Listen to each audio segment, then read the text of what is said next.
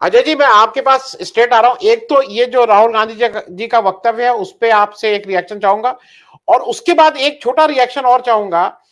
ये जो गुस्सा है शमीम साहब का, वो जायज है, मतलब वो जायज गुस्सा है। और आज आपको क्या लगता है कि राहुल गांधी जो ये काम कर रहे हैं तो ये विश्वास जीतने में कामयाब होंगे? क्योंकि वो इस विश्वास आरएसएस के विचारधारा को कन्फ्रंट करने की बात कर रहे हैं। तो ये जो जो एक आम मुस्लिम का, हम अपने अगल बगल भी मुसलमान देखते हैं, वो आहत हैं इस समय, वो लाचार जैसे हो गए हैं। तो उसको कितने उस विश्वास को जीतने में कामयाब होंगे, ये बाद में। पहले जो उन्होंने वक्तव्य दिया उस पर रिएक्शन, फिर उस पर सेकेंड पार्ट। अजय जी। अ, देखिए आनंद जी, सबसे पहली बात कि यदि मुसलमान आहत है तो उसके लिए दोषी कौन है? उसके लिए दोषी खुद मुसलमान है। उसका चयन गलत रहा, उसने गलत चयन किया, इसलिए आज दुखी है। पहली बात। चलिए उस पर अभी बाद में लंबी बात करेंगे। अभी पहले बात कर लेते हैं राहुल गांधी का जो बयान है। निश्चित रूप से यही इंडिया है और यही हिंदुस्तान है जो चाहता है कि किसी एक, न वो कट्टरपंथी मुस्लिम का हो, न वो कट्टरपंथी हिंदू का हो, न ईसाई कट्टरपंथी का हो, न सिख कट्टरपंथी का। वो हर उस व्यक्ति का होना चाहिए जो लिबरल है, एक दूसरे को अपने अंदर समाहित करने की क्षमता रखता है और करना चाहता है। नियत है, उस नियत के साथ जब है तो निश्चित रूप से वही हिंदुस्तान है। क्योंकि हमारे हिंदुस्तान का जो ताना बाना है एक लंबे अरसे से, चूंकि प्रोफेसर साहब उसी वहीं से हैं जहां इरफान हबीब साहब हैं, और निश्चित रूप से वो सारे लोग हिस्ट्री और सबको बेहतर समझते हैं। तो ऐसी स्थिति में मेरा मानना है कि हिंदुस्तान का जो सूफी संस्कृत का, गंगा जमुनी संस्कृत का जो देश है, वहां पर जरूरत सबको जोड़ के चलने की है। किसी के लिए थोड़ा सा झुकने की जरूरत है, किसी के लिए थोड़ा तनने की जरूरत है। तो इसकी आवश्यकता पड़ेगी और इसके लिए जहां जिसके हक मारे जा रहे हो उस हक के मारे जाने के खिलाफ आवाज उठनी चाहिए, लड़ना चाहिए। तो मैं इसके पक्ष में हूं पूरी तरीके से। मेरा मानना है हर व्यक्ति का जो लोकतांत्रिक उस पर विश्वास रखता है, संवैधानिक व्यवस्थाओं पर विश्वास रखता है, मानवता पर विश्वास रखता है, उसको समर्थन और बल दिया जाना चाहिए सत्ता और तमाम राजनीतिक दलों द्वारा। तो ये होना चाहिए। दूसरी चीज, अब आता हूं कि राहुल गांधी ने जो वो बयान दिया था उसमें जब जिस तरीके से उन्होंने कहा ओवैसी से भी दूरी और सबसे दूरी, बिल्कुल सही कहा। मैं 100% इसको इंडोर्स करता हूं और मेरा मानना है कि इन सभी दलों से दूरी कांग्रेस को बनानी चाहिए। कांग्रेस को अपने आप को दिखाना चाहिए वो खुद में विचारधारा है। वो किसी से सीखने के लिए नहीं आई है, वो सिखाने के लिए आई है।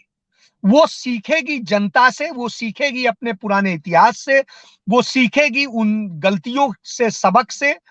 ना कि वो इन लोगों को वो करने के चक्कर में, अकोमोडेट करने के चक्कर में मूल विचारधारा को खत्म कर दे। मूल विचारधारा के साथ ही कांग्रेस को खड़ा होना चाहिए और वो विचारधारा सबको समाहित करने की है, सांप्रदायिकता के खिलाफ है, सबको, हर जाति को, हर धर्म को जोड़ने की है, कि कोई नीचे ऊंच वाली भावनाओं से दूर करने की है।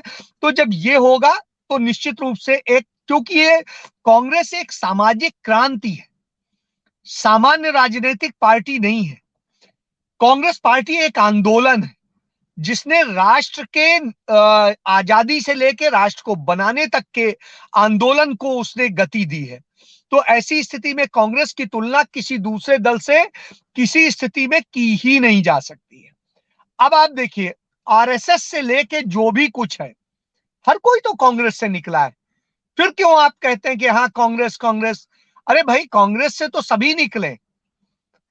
तो जब सब कांग्रेस से निकले हैं तो हम कांग्रेस को उसको ये बताएं। हर समय वक्त के साथ, परिस्थितियों के साथ, चीजों के साथ में तमाम बदलाव होते हैं, होने चाहिए। कुछ गलतियां भी होती हैं क्योंकि सब ह्यूमन बीइंग हैं, आते तो उसी समाज से हैं, उसी जगह से हैं। तो जहां सांप्रदायिकता और ये सब इतना भयंकर छाया हो, वहां पर हम कहें, प्रोफेसर साहब बता रहे हैं कि 30% मुसलमान मूव कर रहा है, तो अच्छा कर रहा है। मूव कर रहा है, वो अपना देखे, उसे लग रहा है यदि उसे हित समझ में आ रहा है बीजेपी में, तो जरूर जाए। रोज जूते खाए और जूते खा करके खुश रहेगा और बोलेगा तो बहुत अच्छी बात है, मैं उसके लिए बड़ा खुश हूं कि उसकी ये सोच है। क्योंकि यदि वो उसे ये मंजूर है, जो पार्टी सरेआम कहती है कि हमें एक टिकट नहीं देनी है किसी मुसलमान को, हमें एक मुसलमान को नहीं पूछना है, सब कुछ है, उसके बाद यदि वही जा रहा है तो उसके लिए दोषी कौन है?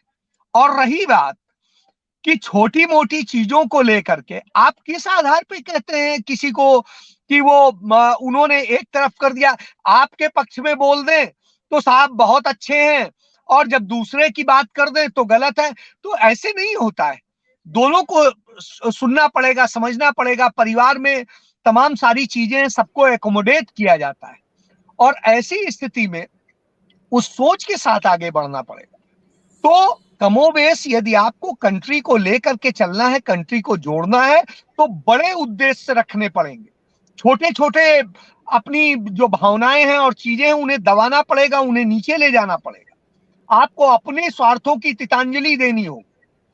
आप एक चीज समझिए, अलीगढ़ से बता रहे हैं आप, प्रोफेसर साहब हैं, और मैं इत्तेफाक से हिंदुस्तान का संपादक रहा उस पूरे रीजन का, अलीगढ़ वगैरह सब मेरे अंडर में आता था, तो मैं उन क्षेत्रों को पूरा विजिट किया हूं।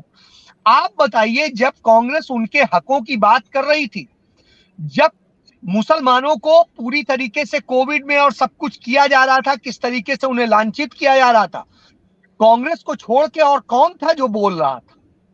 सिंगल कोई पार्टी नहीं थी, मुझे याद है। और इसके बाद में चाहे दलितों पर अत्याचार हुआ हो, उस समय यदि लड़ाई लड़ने की बात रही हो, लोग सारे नेता अपने घरों में बैठे थे, कौन निकल रहा था? कांग्रेस पार्टी, राहुल गांधी, प्रियंका गांधी। तो आप बताइए, जब बेटियों के साथ में बलात्कार हो रहा था, तब कौन को बोल रहा था? तो इन सारी बातों को हम भूल के जब वोट देने की बात आती है, तो हम इस आधार पे वोट देंगे कि नहीं, प्रियंका गांधी तो सोशल कॉज चला रही हैं, हम कांग्रेस को वोट नहीं देंगे, हम दूसरे को वोट देंगे। तो साहब, सोशल कॉज आपको पसंद ही नहीं आ रहा है, नहीं आ रहा है, मत आए।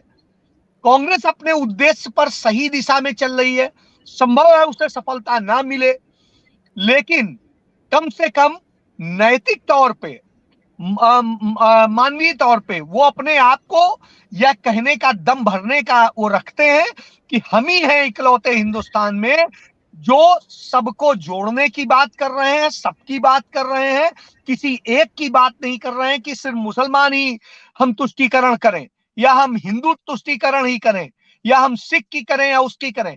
इंदिरा गांधी ने अपना जीवन देना मुनासिब समझा, लेकिन सिख तुष्टीकरण नहीं किया उन्होंने। आप देखिए, उदाहरण मौजूद है, राजीव गांधी ने, आप जो है मुस्लिम तुष्टीकरण का साहबाने मामले में आया, और उन्होंने अपने सांसदों को खोना और सब कुछ वो किया, लेकिन उसके बावजूद उन्होंने उस पर बड़ा निर्णय लिया, जिसको लेके उन्हें कटघरे में खड़ा किया जाता है। और उसके बाद दूसरी चीज, जब राम मंदिर बनाने की बात आई, तो आप देखिए उन्होंने सहमति के साथ में शिलान्यास भी करवाया, और उस चीज से भी इनकार नहीं किया जा सकता, लेकिन किसी दूसरे का छीने बगैर, तोड़े बगैर। तो ये होता है तरीका, सिर्फ एक चीज की बात नहीं। और आज जितने मुस्लिम इंस्टीट्यूशंस खड़े हैं, और या जितने हिंदू इंस्टीट्यूशंस खड़े हैं, दोनों की बात कर रहा हूं, दोनों कांग्रेस रिजीम में ही फले फूले हैं, और दोनों को बराबर इमदाद भी मिली है, और पूरी तरीके से वो मिला है, और सम्मान के साथ मिला है। आज क्या होता है, आपको भीख दी जाती है कि हाँ साहब, यहाँ के लिए हम दे रहे हैं, तो ये भीख दे रहे हैं। आपके अपॉइंटमेंट लेटर्स के लिए पूरे जो है मेले लगाए जाते हैं, जैसे आपको भीख में आपको अपॉइंटमेंट लेटर दिया जा रहा हो, आपकी योग्यता के आधार पर नहीं दिया जा रहा हो। कांग्रेस पार्टी ने कब जो है आपको नौकरी का जो है वो दिया है ज्वाइनिंग लेटर कि हाँ साहब, ये हम इसलिए अनुकंपा के आधार पर तो दे नहीं रहे हैं आप। तो जब ये सब स्थितियां हैं, उन सब स्थितियों में मेरा मानना यह है कि राहुल गांधी जिन नीतियों और उनके साथ चल रहे हैं, उन नीतियों के मुताबिक दूसरे ये जो क्षेत्रीय दल हैं वो कहीं पर भी बहुत अच्छे नहीं बैठते हैं। ऐसी स्थिति में उन्हें अकेले लड़ना पड़ेगा, और अकेले लड़ने की ही राजनीति करनी पड़ेगी, क्योंकि यदि दूसरे के साथ करेंगे तो उनकी विचारधाराओं, उनकी चीजों को आपको समाहित करना पड़ेगा, और वो करेंगे तो आपकी जो अपनी मूल विचारधारा है वो खत्म हो जाएगी। ऐसी स्थिति में मैं समझता हूं वो किसानों की, युवाओं की, महिलाओं की, अल्पसंख्यकों की, दलितों की, सबकी जो बात कर रहे हैं, बहुसंख्यकों की, सबकी जो बात कर रहे हैं वही सही है, और उसी दिशा में होना चाहिए, ना कि क्षेत्रीय दलों के जाल में फंसना चाहिए। जी अजय जी, मैं एक जी इस सारी चीज को जरा हिंदू मुस्लिम से अलग कर रहा हूं। मुझे ऐसा लगता है रोहित वेमुला को इस देश के लोग को भूल चुके थे। कम से कम रोहित वेमुला की मां को सार्वजनिक उसमें लाके हाथ पकड़ के चलाने की हिम्मत राहुल गांधी के पास है।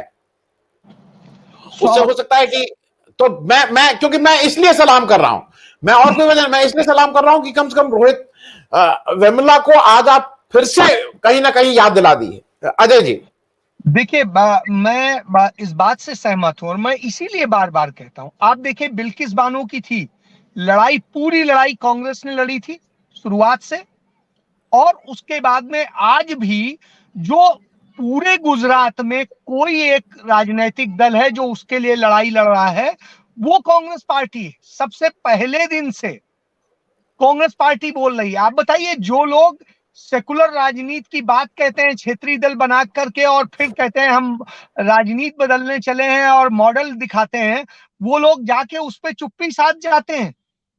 आपको याद होगा, इसके इसी के साथ साथ, और ये एक घटना नहीं है, इसके पहले आप कठुआ याद कर लीजिए। छोटी सी बच्ची थी बेचारी, और उस छोटी सी बच्ची के साथ जो मतलब हुआ उसको, मैं उन दिनों आगरा में हिंदुस्तान का संपादक था। मुझे याद है कि मैं वहां पर बैठ करके उसके लिए बोल रहा था। तो मुझे मेरे इंस्टीट्यूशन से कई बार प्रॉब्लम आ रही थी कि तुम यहाँ बैठ के क्यों बोल रहे हो और क्या कर रहे हो।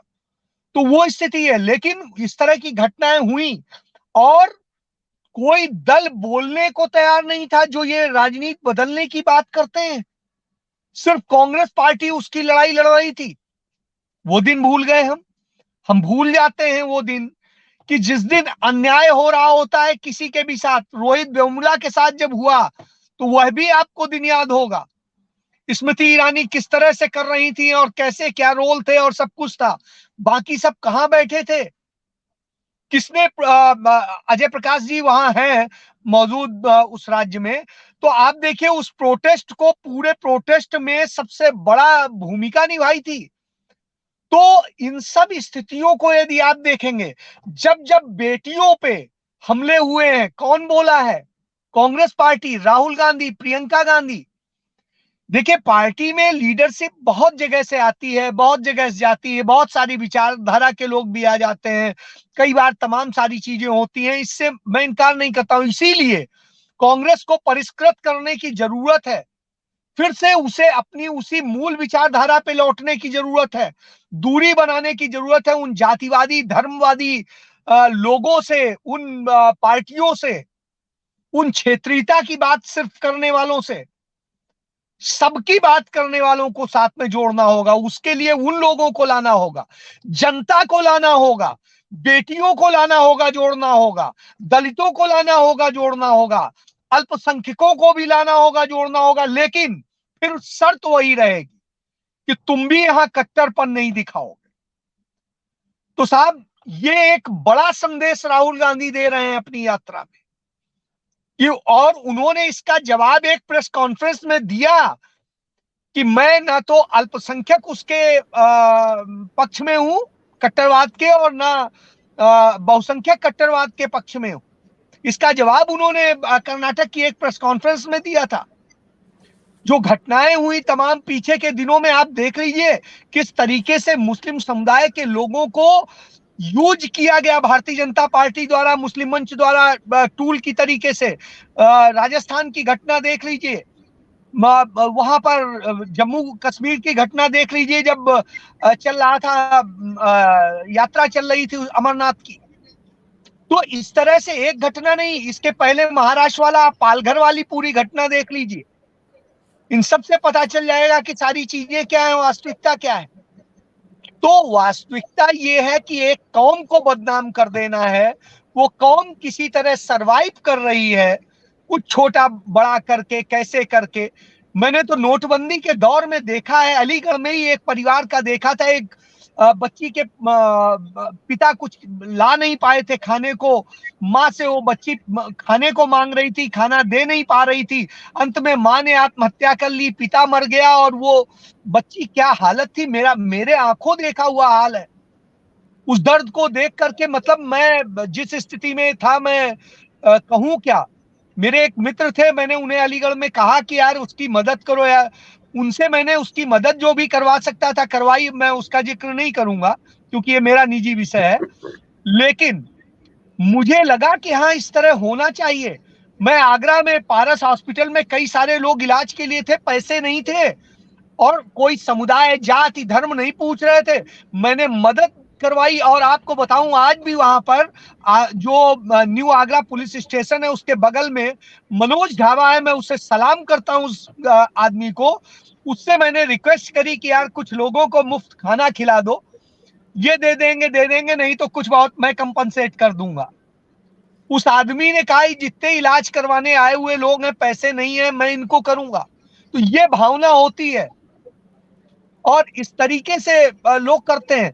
तो उनके प्रचार करने का हमारा काम नहीं है, हमारा काम है मुद्दों को उठाना, कड़वा लगे, अच्छा लगे, कैसा लगे, हम तो सच बोलेंगे। ठीक अब है। वो सच कितना बर्दाश्त होता है, नहीं होता है, ये सत्ता प्रतिष्ठान का काम है, राजनीतिक दलों का काम है, उनका काम, हम तो ब्रिजेश बोलेंगे। जी जी। आनंद जी, लुमना जी की बात पर ही मैं बताऊं, मैं हैदराबाद पीछे के दिनों गया था, और मैंने वहां देखा उन्होंने तमाम सारे मुस्लिमों के हक मारे हैं, तमाम सारे मुस्लिमों यस। की जमीनें दबाई हैं, तमाम सारे मुस्लिमों के ऊपर अत्याचार की घटनाएं की हैं, और उस पर कोई कार्रवाई वहां की सरकार और वो लोग नहीं करते हैं, क्योंकि मिल के खेल खेलते हैं।